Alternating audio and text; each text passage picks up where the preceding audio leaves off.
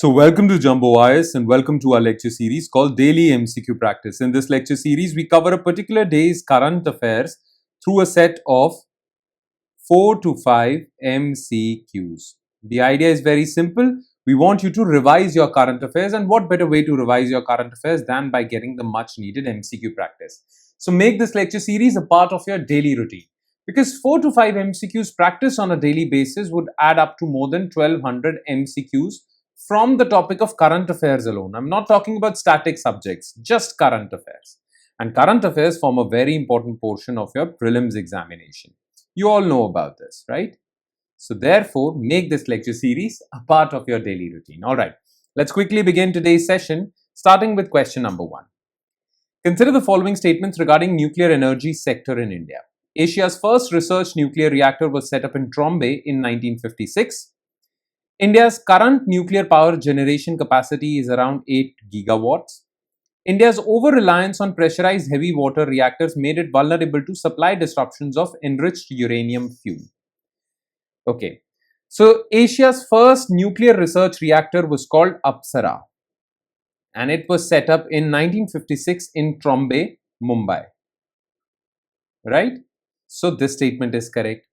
Now, India's current nuclear power generation capacity is 8 gigawatt, but this year, in this year's budget, government announced that we are going to reach 100 gigawatts of nuclear power generation capacity by 2047.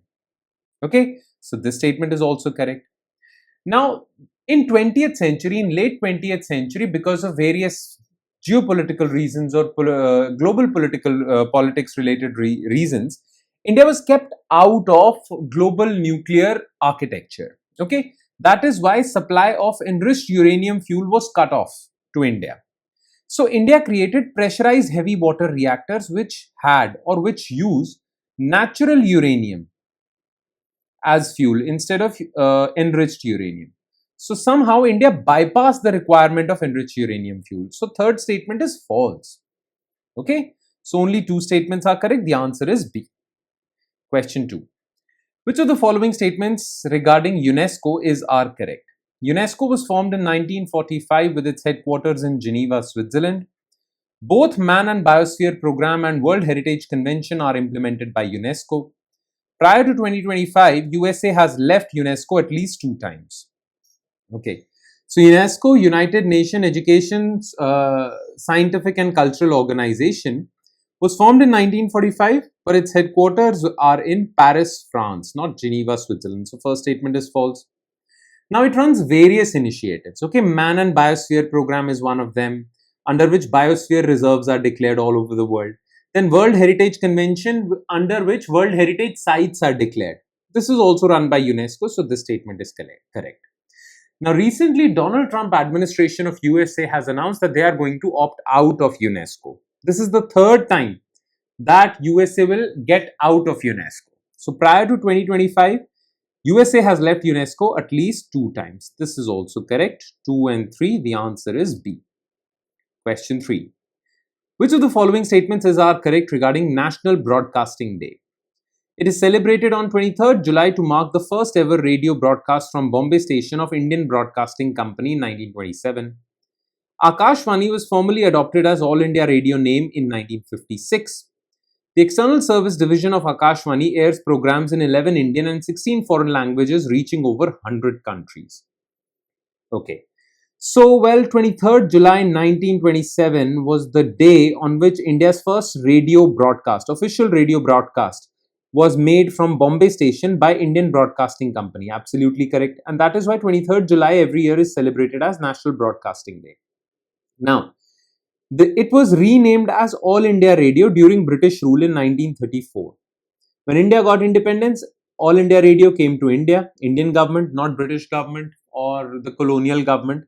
And in 1956, the official name for All India Radio, though we still use the term All India Radio, the official name became Akashvani.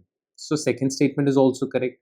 Now the External Service Division of Akashvani, which airs programs all over the globe, runs in 11 Indian and 16 foreign languages. This is also correct. So all statements are correct. The answer is D. And last but not the least, fourth question is also related to nuclear sector. Which of the following statements are correct regarding nuclear sector? Atomic Energy Act of 1962 prohibits private operators in nuclear energy sector. The capital cost per megawatt of electricity produced is higher in case of coal-based power plants than nuclear power reactors. Okay, so coal-based power plants are more expensive. Nuclear Energy Mission has allocated 20,000 crore for indigenous design of at least 5 small modular reactors. Okay. So, Atomic Energy Act says that there is not going to be any private operator of nuclear power plants in India. Nuclear power plants in India shall be operated by Nuclear Power Corporation of India Limited, government agency. So, this part is correct. The government is now looking to amend this act to allow private players also. But as of now, private players are prohibited. Now, it is said that 1 megawatt of electricity produced through nuclear power plant is around $2 million. Okay, but 1 megawatt of electricity produced through coal is around $1 million. One. So coal is cheaper, not more expensive. Okay, so this statement is false. Though this nuclear power plant is pressurized heavy water reactor, but now new reactors have come out which are cheaper. I mean, their operational cost is low. Nuclear Energy Mission has allocated 20,000 crore for indigenous design of at least 5 small modular reactors. Absolutely correct. So the correct answer to this question is D. And with that, we conclude today's session. Thank you so much for watching, everyone. And I'm sure it has added value to your preparation. But it would add more value if you revise this lecture as well. And by revision, I mean taking a quick look at written detailed solutions to each and every MCQ we just discussed. Now, these solutions are available in our notes, and these notes are available on our Telegram channel. The link to our Telegram channel is provided in the comment section just below this video. So make sure that you check that out. On that note, I'll be signing off with the promise of seeing you again with another set of MCQs. Thank you, everyone.